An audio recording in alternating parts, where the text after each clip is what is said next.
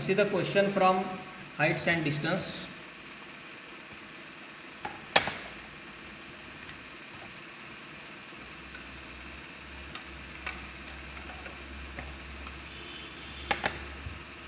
The angle of elevation of the top of a vertical tower, angle of elevation of the top of a vertical tower standing on a horizontal plane is observed to be 45 degree from point A on the plane. Let B be the point 30 meter vertically above the point A. If the angle of elevation of the top of the tower from B be 30 degree, then distance of the foot of the tower from point A. Read the question, understand the meaning carefully. अगोदर त्यामध्ये दिलेली जी काही information आहे ती information properly workout करायची आहे.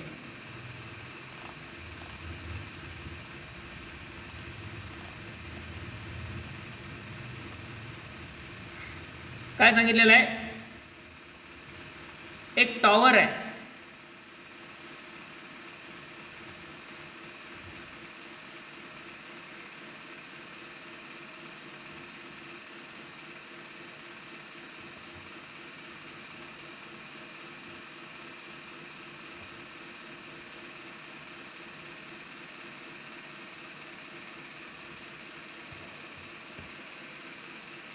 हा समजा एक टॉवर आहे, त्याला आपण CD असं नाव देऊ.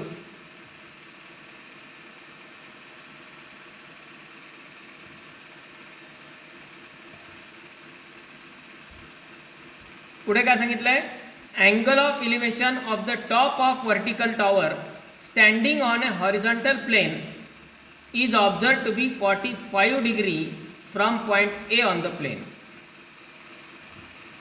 प्लेनवरती बॉटमला एक पॉइंट आहे A, हा पॉइंट.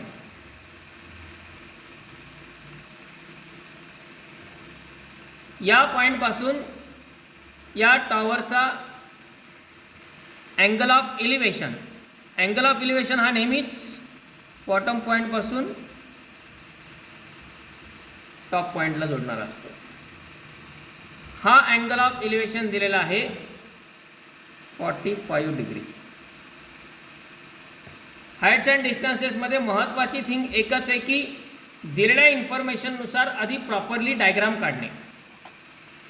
डायग्राम एकदा परफेक्टली क्लिअर झाली की मग कॅल्क्युलेशन वर्क फार काही डिफिकल्ट राहत नाही. त्यात A हा point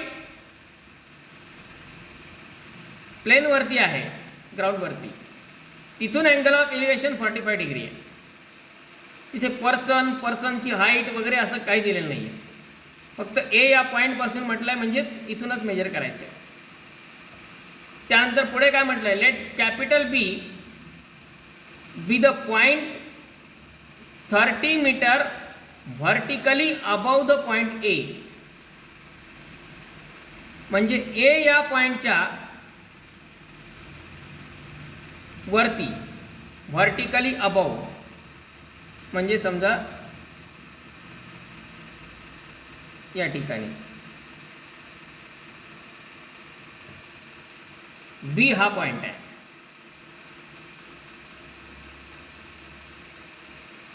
which is 30 metre vertically above.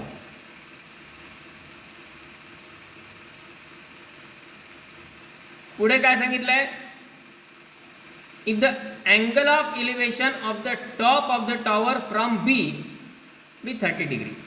म्हणजे आता B या पॉईंटपासून अँगल ऑफ इलिव्हेशन काढायचं आहे. त्यासाठी आधी आपण बी हा पॉईंट इकडे परपेंडिक्युलरली जॉईन करू आणि इथून अँगल ऑफ इलिव्हेशन घ्यायचं आहे याच टॉपचं.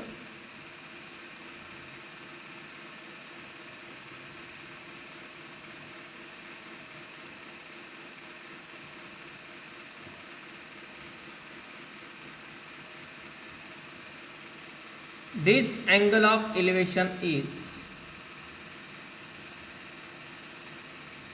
30 degree. डिफरन्स लक्षात येतो आहे. मोस्टली एक्झाम्पल जे येतात एलिव्हेशनचे जेवढे एक्झाम्पल आहेत त्या एक्झाम्पलचे मॅक्झिमम टाइम्स डायग्राम अशीच येते. ह्या डिस्टन्सेस व्हॅरी होऊ शकतात, याच्यामध्ये मायनर व्हेरिएशन्स आहेत, पण या प्रकारचं कॉम्बिनेशन असतं. आणि यालाच उलट केलं की अँगल ऑफ डिप्रेशन रिलेटेड एक्झाम्पल्सचे डायग्राम येतात. आता इथे ॲडिशनली आपल्याला आणखी एक पॉईंट विचारात घ्यावा लागेल, तो म्हणजे पॉईंट ई. दिलेली सगळी इन्फॉर्मेशन आपण अगोदर डायग्राममध्ये प्लेस केली. काय काय पहा, angle of elevation of the top of vertical tower standing on a horizontal plane is observed to be 45 degree from point A. A या पॉईंट पासून टॉवरचा अँगल ऑफ इलिव्हेशन 45 डिग्री. ए च्या वरती व्हर्टिकली अपवर्ड म्हटलं की या प्रकारे. बी हा पॉईंट आहे आणि तिथून अँगल ऑफ इलिव्हेशन 30 डिग्री आहे. आता विचारलंय काय, distance in meter of the foot of tower from point A, म्हणजे आपल्याला फाइंड करायचं हे distance AD, distance of the foot of tower from point A, म्हणजे AD ही लेंथ फाइंड करायची आहे. आता आपण जर ऑब्झर्व केलं तर AD आणि B दोन्ही सारखेच, AD आणि B हे दोन्ही तर सेम असणार ना.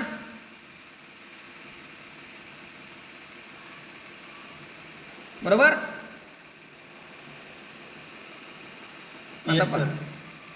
आता पहा याला सॉल्व करत असताना आधी ह्या टॉवरची जी पूर्ण हाईट आहे ती हाईट आपण कन्सिडर करू.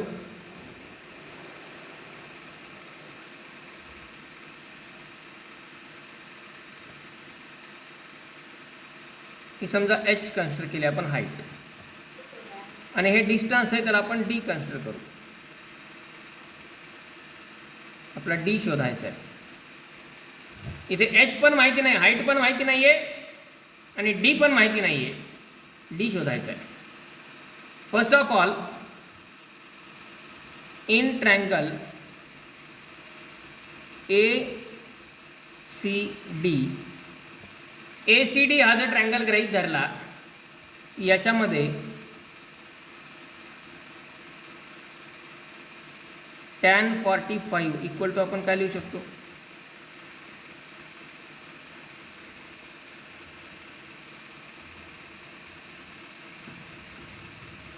Yes CD upon AD. हां CD upon AD बरोबर आहे. tan 45 CD upon AD, पण CD म्हणजेच H, AD म्हणजेच D. बरोबर. आता tan 45 ची तर व्हॅल्यू माहिती आहे ना आपल्याला. tan 45 ची व्हॅल्यू किती, म्हणजेच त्यावरून रिलेशन मिळालं H equal to D. H equal to D हे रिलेशन आपल्याला पहिल्या ट्रँगलवरून मिळालं. Got this. याचा अर्थ त्या टॉवरची हाईट आणि त्या टॉवरचं बेसपासूनचं डिस्टन्स सेमच आहे. H equal to D. Angle 45 म्हणजे आयसोसेलेस ट्रँगल असणारच, नो डाऊट. ओके. त्यानंतर आता ट्रँगल गृहीत धरायचा आहे BCE. ट्रँगल BCE, त्यामध्ये BE जर विचारात घेतला तर तो BE म्हणजे किती? डीच ना, बरोबर, कारण AD आणि BE सारखेच आहेत. AD आणि BE सारखेच आहेत, म्हणजे BE म्हणजे D झाला. आणि हा जो CE आहे तो CE किती होईल? H-30, कारण टोटल हाईट आहे H.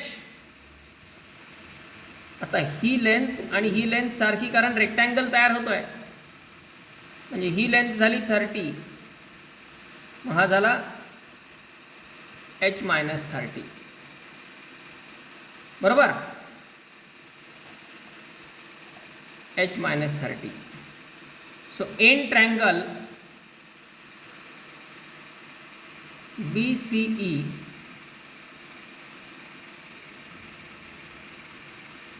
tan 30, tan थिटा म्हणजे पुन्हा तेच opposite side upon hypotenuse, sorry adjacent side, opposite side upon adjacent side. मग अपोजिट साइड किती? H-30 आणि अपॉन D. झालं, आपल्याला रिझल्टच्याच जवळ आलो आपण, कारण इक्वेशन 1 वरून आपल्याला H=D लिहिता येईल. H=D आपण लिहू शकतो. आणि tan 30 ची व्हॅल्यू किती? 1/√3 = D-30 अपॉन D.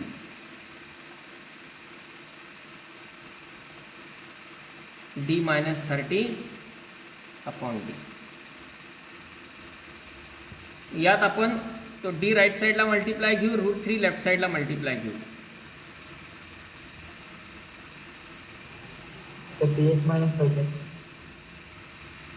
हां, इक्वेशन 1 मध्ये आपण काय म्हटलंय? H=D ना. मग त्या Hच्या जागीच आपण D टाकला.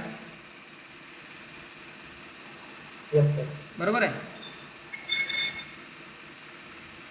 From equation 1. आता तो D लेफ्ट साईडला घ्या, √3 राईट साईडला घ्या, म्हणजे रिलेशन त्यामधलं काय मिळेल?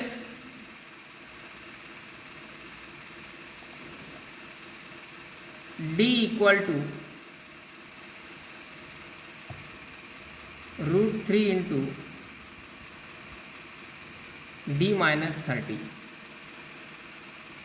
सर पेज चेंज करा ना. हो हो, करतोय ना.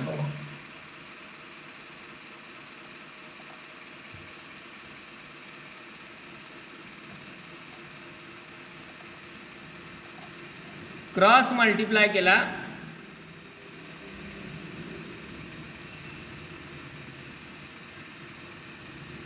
नंतर D =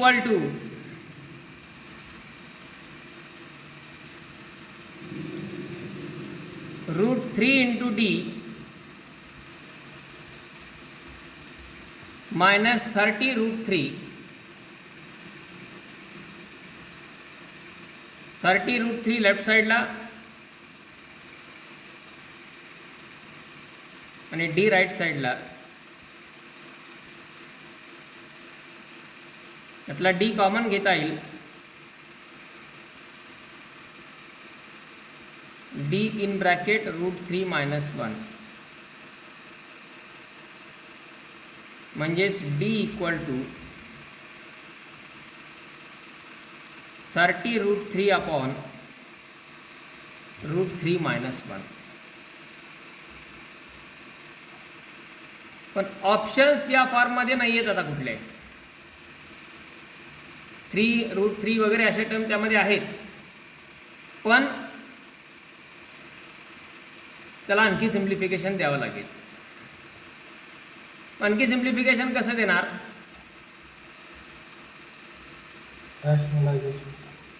rationalising denominator. D = 30√3 upon √3 minus 1 multiply by √3 plus 1 divide by √3 plus 1.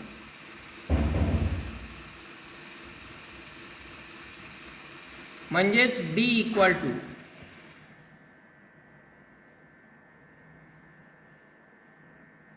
न्यूमरेटरला 30 into, आता हा √3 जो आहे तो दोन्ही टर्मला मल्टिप्लाय करा. दोन्ही टर्मला मल्टिप्लाय केला तर √3 इंटू √3 म्हणजे 3 प्लस √3 इंटू 1 म्हणजे √3 डिवायडेड बाय डिनॉमिनेटरला a minus B A plus B या फॉर्ममध्ये टर्म येते रॅशनलायझेशनमध्ये. a minus B A plus B म्हणजेच a square minus B square. मग a स्क्वेअर मायनस बी स्क्वेअरला √3 चा square minus 1 square 30 into 3 plus √3 upon 3 minus 1 30 into 3 plus √3 upon 2. So the distance is 15 into 3 plus √3 and it is there in the option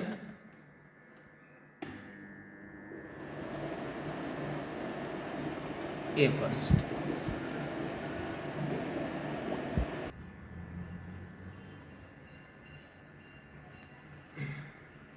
त्यानंतर next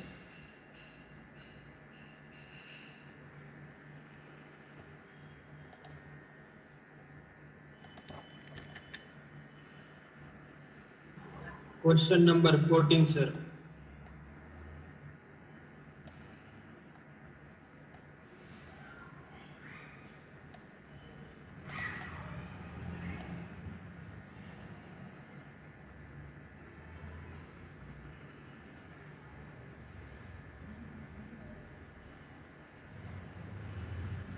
Two poles are standing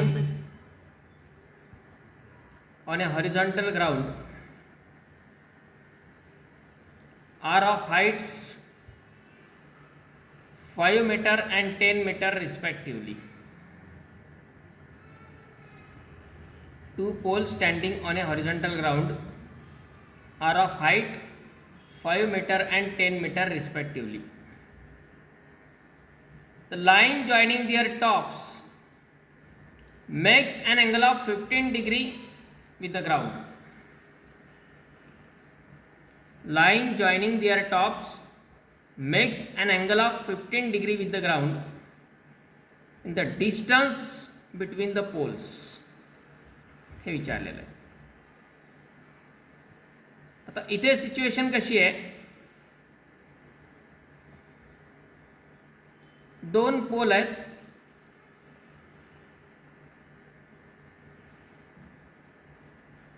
हा एक pole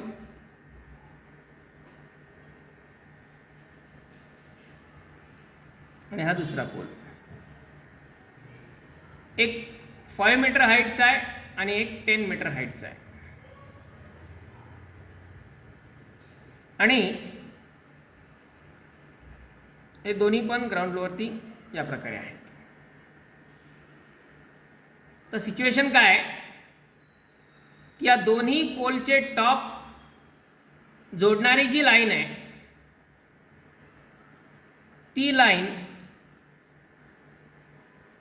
ground सोबत 15 degree एवढा angle तयार करते. म्हणजे या ठिकाणी तयार होणारा अँगल आहे तो 15 डिग्री आहे.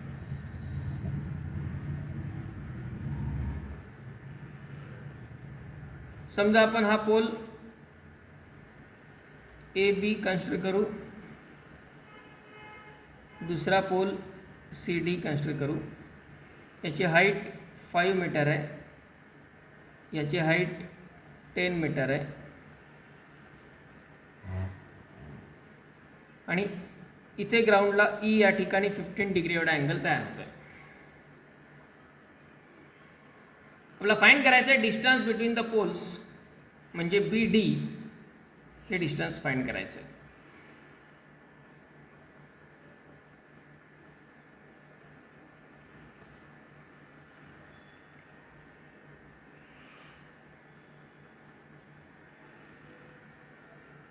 यासाठी आपण टोटल डिस्टन्स 10 आहे.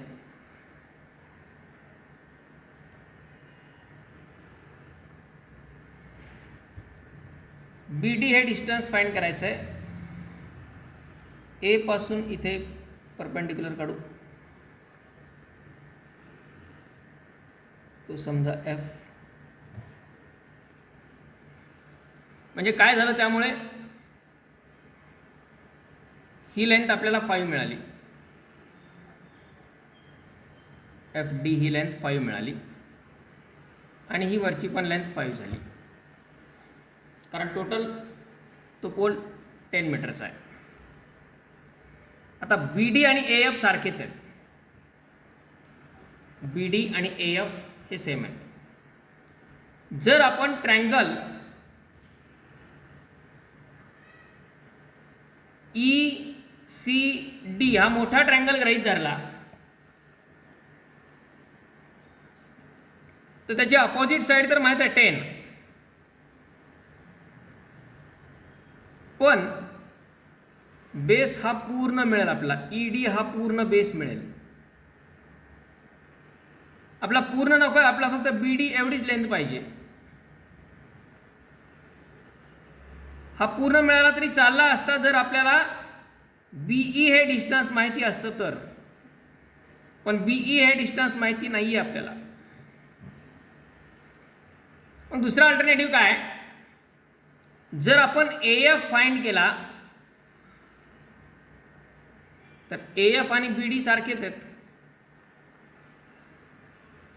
म्हणजे आपण ट्रँगल ए एफ सी हा जर ट्रँगल विचारात घेतला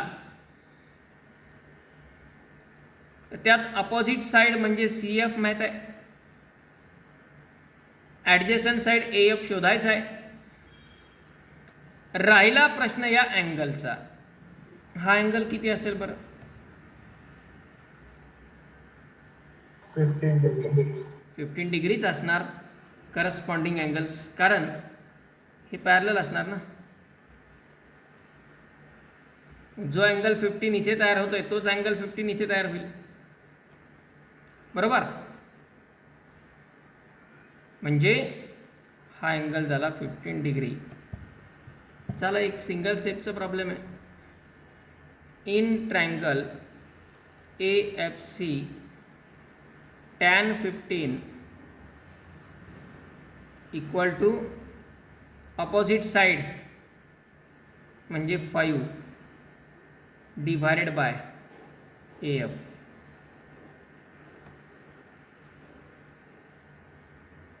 आता tan 15 ची व्हॅल्यू माहिती पाहिजे.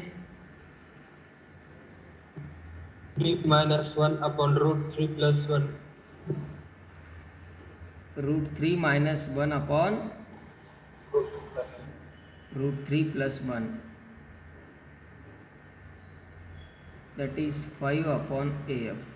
आणि या व्हॅल्यू माहिती नसल्या तरी ऐन वेळी आपण पटकन 15 डिग्रीलाच 45 - 30 लिहू शकतो. tan A - B चा फॉर्म्युला वापरून पटकन व्हॅल्यू फाइंड करता येते, बरोबर आहे. 15 डिग्री, 75 डिग्री, 105 डिग्री यांच्या व्हॅल्यू लागतात, ते इमिजिएट फाइंड पण करता येतात. म्हणजेच ए एफ इक्वल टू काय येणार, ए एफ लेफ्ट साईडला घ्या हा, आणि ह्या दोन्ही टर्म राईट साईडला, म्हणजे 5 × √3 + 1 अपॉन √3 - 1. आता पुन्हा तोच प्रॉब्लेम, ऑप्शन तर तसं नाही आहे. रॅशनलायझेशन करावं लागेल. रॅशनलायझिंग डिनॉमिनेटर काय येईल? √3 + 1 अपॉन √3 + 1. √3 + 1 नी मल्टिप्लाय डिवाइड केलं. न्यूमरेटरला 5 into √3 + 1 into √3 + 1 bracket square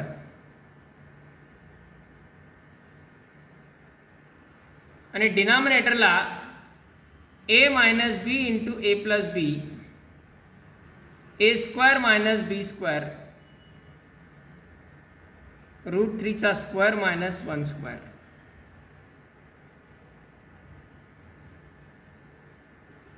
five into √3 + 1 bracket square a plus B bracket स्क्वेअरने एक्सपान्शन करा.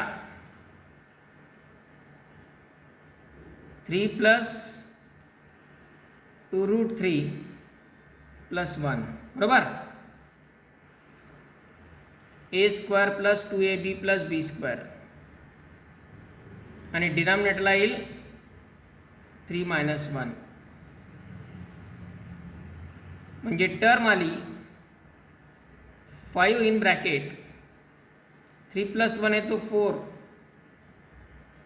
+ 2 √3 अपॉन 2 ब्रॅकेटमधून 2 कॉमन इन न्यूमरेटरला